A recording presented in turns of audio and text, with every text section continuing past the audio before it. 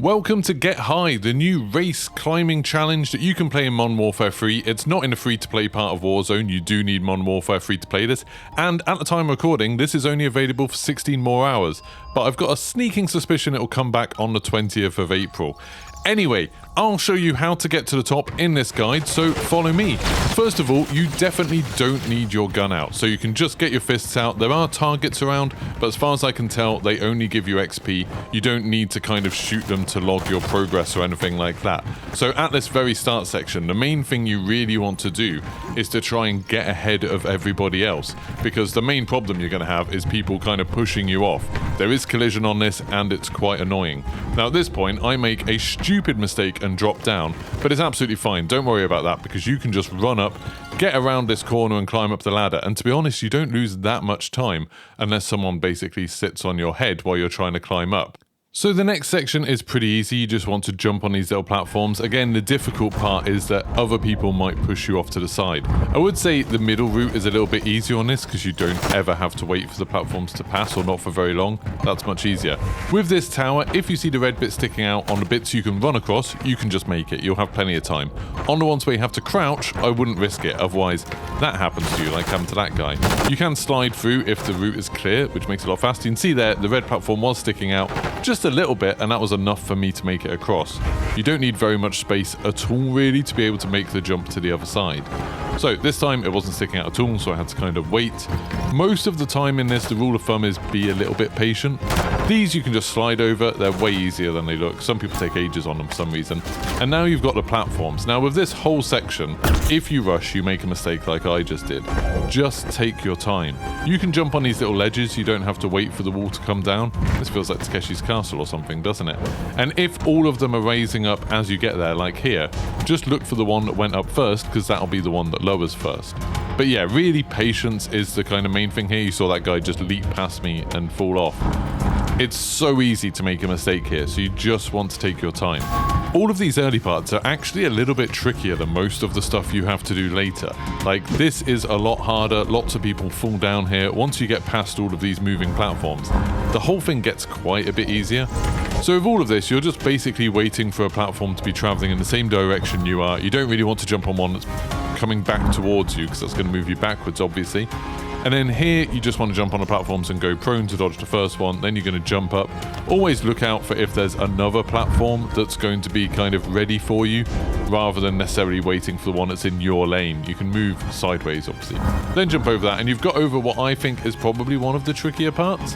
Now you just run along these beams. On controller, I find this super easy, but on keyboard, I find it a bit harder. Not sure why. And again here, you probably could rush a little bit and try to jump and grab on the ledges, but then you're going to end up going to the bottom route, which takes quite a bit longer. Once you get up here, you've got these red walls poking out. Basically, I just go past them. If I've seen them kind of coming in when I get to them, then I'm thinking, oh, okay, I can probably make it past. If I haven't seen them move when I get to them, I just wait until they poke out. So then you're safe and you're not going to get pushed off. Here, you just run over the tumblers, jump onto this elevator. Sometimes you have to wait for this for a bit. Then you have to turn back on yourself and jump onto these green squares. I see a lot of people getting confused there. Now you've got tumblers with these barriers. It's much easier than it looks. Just kind of look ahead of where you are, so you've got a bit of a plan of the gap that you're aiming for. People who have played Fall Guys will know how to do that. Now these things, I love these. You just kind of jump up and mantle on them, and they'll take you round to the next section. Can you remember in Modern Warfare 2, they made a big deal of how you could mantle up on a ledge, then poke over the edge and shoot people with a gun? And I've literally never seen anyone ever do that in a game.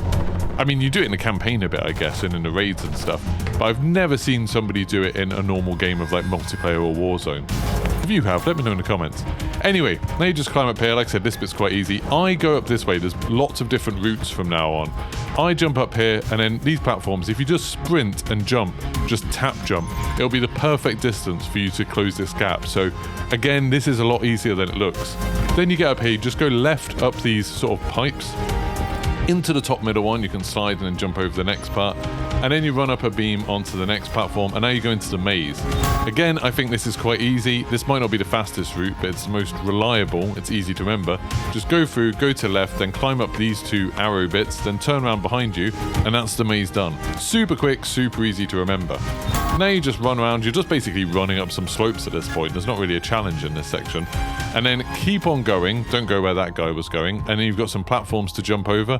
Again, very easy. Once you kind of get to grips with how far you can jump, it's simple.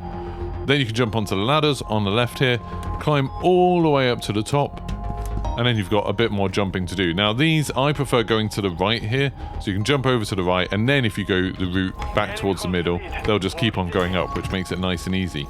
Now for this section, you want to go through that plain fuselage and then left along the outside of the next one, over these platforms, so you can get on top of the fuselage, run along, and then the second from the last one on the left, that's the easiest one to jump over, because the blocks are bigger. So then you can jump up here and turn right, and then you're going to run up this kind of luggage scanner thing, I guess, and then just jump slightly to the right to go through this container or whatever it is. Oh, it's the walkway that connects to planes, isn't it? Then you run all the way down the plane and drop through this hole, but you're going to have to do a little jump at the end of it. Don't accidentally slide through that gap. I've definitely done that before. Then you just run along and turn right, and this bit looks tricky, but it's really easy. You see these beams kind of slide into the middle. When it slides into the middle, just run and slide. You'll make it all the way across. Then you can climb up here to the left. You've got a big wall will poke out. Don't worry about that. Just wait for it, then move up. And this section's weirdly easy for how late it is on the course. Just go to where the walls were a second ago. Very, very simple. Now you want to jump up here. I go to the right because I kind of know which platforms to jump on. So jump onto this one. It's the only one to the right. And then that's the next one you're going to get to. These are kind of moving in big circles. So you want to jump over to that one when you think it's close enough. A little bit of judgment here, but then you can climb up. And then you've got a really big jump to make, so you really need to sprint to make it over that one. Now the next section is just kind of what you've done before. Just grab onto these little mantle bits. You've got a tumbler in the middle, and then another mantle-y bit.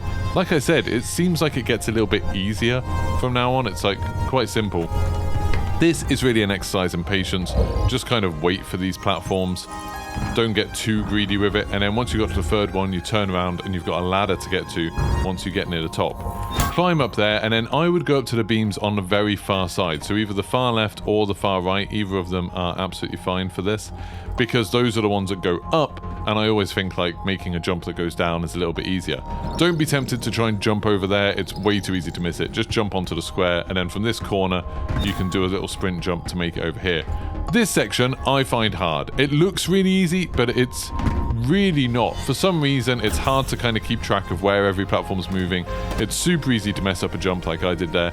I jump onto one of the corner ones, try to get onto the middle, try to get onto the next middle one, and then one of the other corner ones will take you close enough to that blue platform.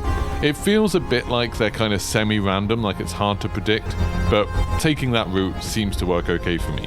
Again, a little bit of an exercise in patience here. It might feel like you're kind of going backwards because the platform you're on is going up while the one you want to go on is going down, but just trust in it, take your time, jump onto that one at the back, then jump onto the one in the corner, and then you're going to want to get on that one in order to be able to progress. It's just patience. I think it's trying to sort of trick people into trying to make a jump because they're worried about time at this point. I've still got 2 minutes left, so I'm absolutely fine here.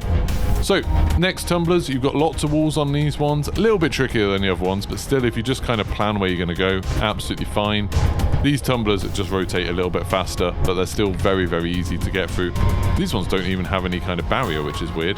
Now you've got a weird one where this big yellow wall is going to appear and push you along. I stood too close to the edge there and didn't realize it spawned behind me.